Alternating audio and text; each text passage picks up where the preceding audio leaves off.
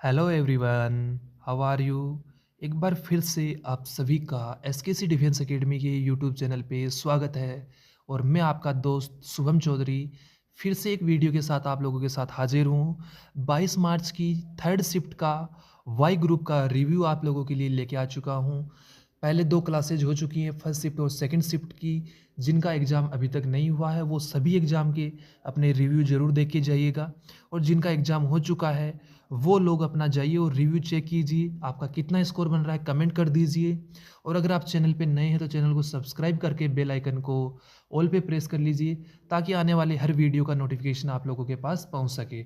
और अगर आपने अभी तक टेलीग्राम चैनल को ज्वाइन नहीं किया है तो टेलीग्राम चैनल को ज़रूर से ज्वाइन कर लीजिए, क्योंकि बहुत सी इंपॉर्टेंट चीज़ें भी आपको वहाँ पर शेयर की जाती है टेलीग्राम चैनल पे भी। तो टेलीग्राम चैनल ज़रूर से ज्वाइन कर लीजिएगा। तो चलिए दोस्तों, बिना टाइम को वेस्ट किए हुए 22 मार्च 2025 की थर्ड शिफ्ट के वाई ग्रुप के रिव्यू को स्टार्ट करते हैं। थर्ड शिफ्ट में किसी भी एक्स ग्रुप के बच्चे का एग्ज़ाम नहीं था, केवल वाई ग्रुप का एग्ज़ाम था। तो चलिए स्टार्ट करते हैं। आई होप आप लोगों ने चैनल को सब्सक्राइब कर दिया होगा और शेयर भी जरूर कर दिया होगा। एक कमेंट कर दीजिएगा, क्या यही क्वेश्चन आपकी ये शिफ्ट में आए थे। इनके अलावा भी अगर कोई नया क्वेश्चन है तो आप कमेंट बॉक्स में सजेस्ट कर सकते हैं, ताकि आपके दोस्तों तक एक जेन्युइन रिव्यू पहुंच सके क्लासेज का, आपके पेपर का। तो देखिए, पहला क्वेश्चन हम लोग बात करते हैं जीके की।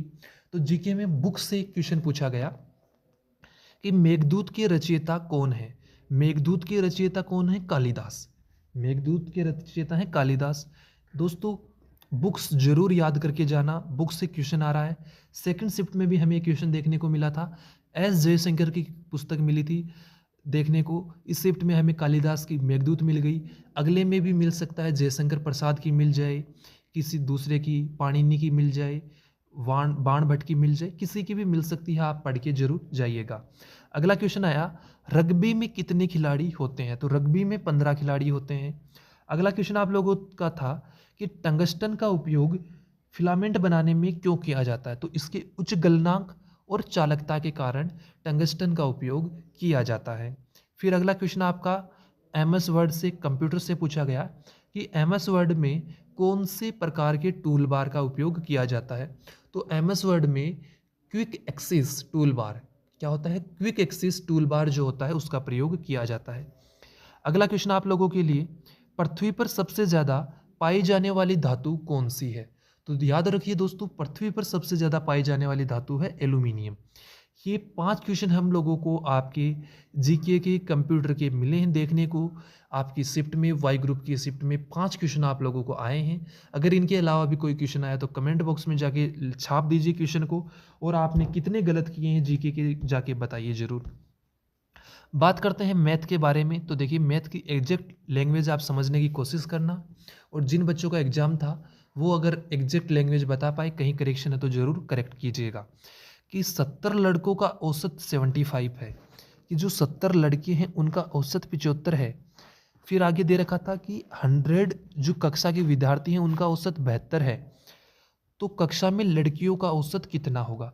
देखिए, यहाँ पर हमें पता होना चाहिए कि कक्षा में टोटल 100 विद्यार्थी हैं, 100 विद्यार्थी हैं, तो उनमें से 70 लड़के और 30 उनमें से क्या हो जाएगी? गर्ल्स हो जाएंगी। उनका हमें औसत निकालना था। किस तरीके से निकलेगा दोस्तों? पहले हम करेंगे, इसको आगे हम सोल्व करेंगे 75 इंटू 70, और इसको हम करेंगे 70 इंटू 100, 72 इंटू 100। फिर हम लोग इसको किस में से घटा देंगे? आपस में घटाएंगे। जो वेट हमारा आएगा उसको हम 30 से क्या कर देंगे? डिवाइड कर देंगे। तो वो हमारा क्या आ जाएगा? क्लास में लड़कियों का औसत भार हमारे पास निकल के आ जाएगा। बात की जाए अगले क्वेश्चन की। अगला क्वेश्चन आप लोगों का एज से पूछा गया। देखिए, क्वेश्चन कुछ इस प्रकार था, एक लड़की थी रेशमा और एक थी नीलू, कि रेशमा और नीलू की आय क्या थी? रेशमा और नीलू की आय का रिलेशन आपको दिया हुआ है। नीलू की आय का 22% अधिक है। अगर नीलू की आय 100 है तो रेशमा की कितनी है? 122। यदि नीलू की आय 3500 रुपये है, यदि नीलू की आय 3500 रुपये है, कितनी गुना है? 35 गुना। तो इसको भी डायरेक्ट 35 गुना कर देते, आपका आंसर निकल के आ जाता। यही सिंपल क्वेश्चन आपको पूछा गया। अगला क्वेश्चन आप लोगों का सरलीकरण से पूछा गया, सिंप्लीफिकेशन से। तो देखिए सिंप्लीफिकेशन से कौन सा क्वेश्चन पूछा गया। क्वेश्चन था x plus y equal to √3 और x minus y equal to √2 हो तो 8 इंटू एक्स वाई कोष्टक x square plus y square का मान क्या होगा। तो कैसे सोल्व करेंगे, कुछ नहीं करना था आपको। इसमें इक्वेशन 1 और इक्वेशन जो 2 है आपकी, इन दोनों को एक बार ऐड कर देना है और एक बार आपको इसको सब्सट्रैक्ट कर देना है। तो आपके पास एक्स और वाई की अलग अलग जो वैल्यू है वो निकल के आ जाएगी और वैल्यू आपको जो इक्वेशन दी गई है उसमें रखनी है और यहाँ से आपके पास ये आंसर निकल के आ जाएगा। बात की जाए अगले क्वेश्चन की। अगला क्वेश्चन आप लोगों का आया है गृहिणी वाली जो टाइप होती है अपनी, उससे क्वेश्चन आया। तो देखिए चीनी की कीमत में 20% कमी होने पर एक गृहिणी 600 रुपये में 5 किलो चीनी अधिक खरीद पाती है।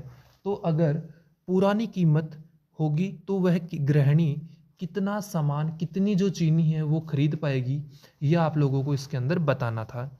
अगला क्वेश्चन आप लोगों का पूछा गया कहाँ से, प्रायिकता से। कहाँ से पूछा गया है, प्रायिकता से क्वेश्चन पूछा गया है कि एक बॉक्स है उसके अंदर 1 से 21 तक नंबर लिख के डाल दिया गया है और उसमें से सम अंक लिखा हुआ खिलौना निकालने की प्रायिकता क्या होगी।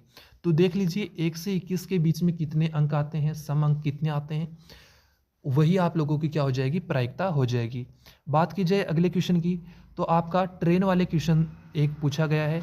नाव धारा का क्वेश्चन हमें देखने को नहीं मिला, ट्रेन से क्वेश्चन आया है। ट्रेन का क्वेश्चन कुछ इस प्रकार था कि 2 ट्रेनें विपरीत दिशा से आ रही हैं, दोनों की समान लंबाई है, 50 मीटर आपको दे रखी थी। एक की चाल 10 मीटर पर सेकंड, दूसरे की चाल 15 मीटर पर सेकंड है। तो एक दूसरे को पार करने में लगा समय क्या होगा। एक दूसरे को पार करने में लगा समय आप कैसे निकालेंगे। तो देखिए पहले आपको इसके अंदर एवरेज जो चाल है वो निकालनी थी। कैसे निकालेंगे, 10 और 15 की एवरेज चाल निकाल लेनी है।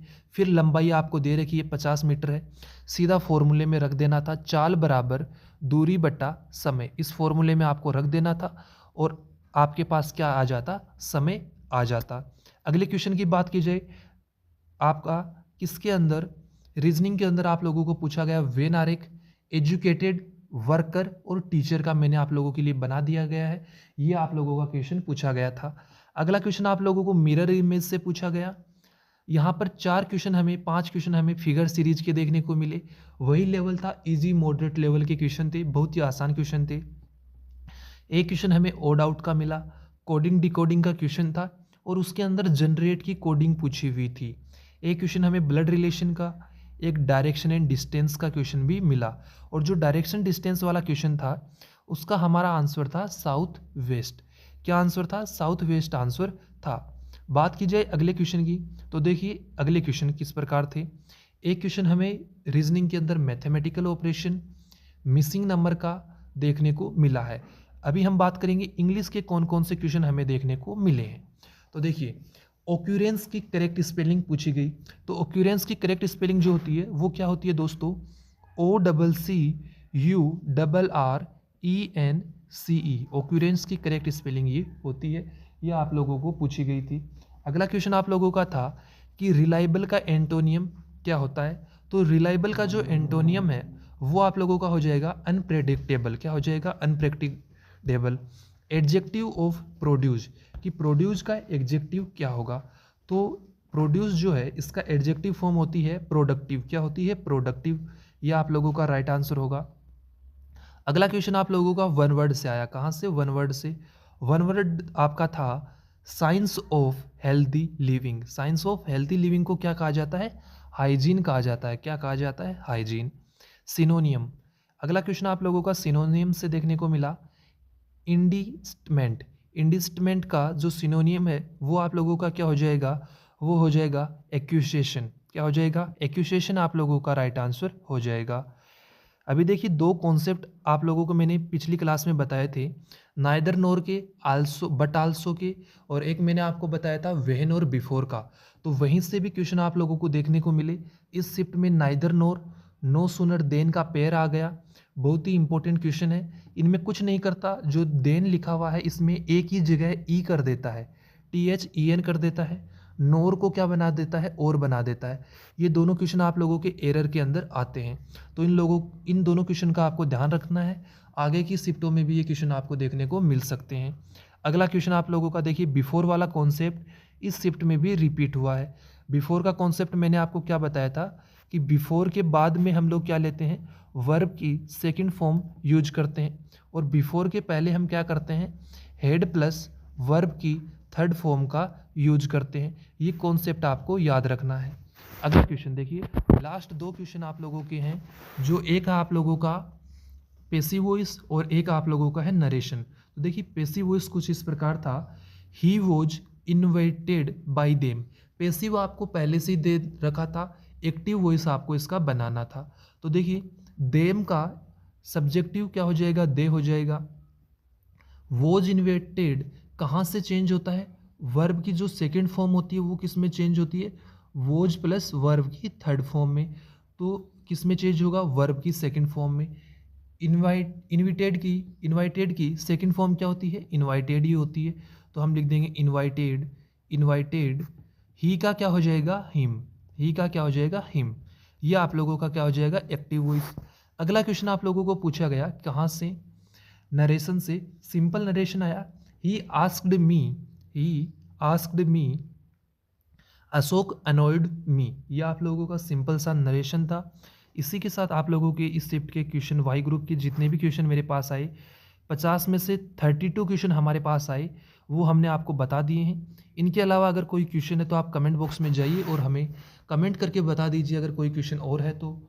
और दोस्तों इसी के साथ ये क्लास कंप्लीट होती है। आपको कितना स्कोर आप इस पेपर के अंदर कर पा रहे हैं, एक कमेंट करके ज़रूर बता दीजिएगा दोस्तों।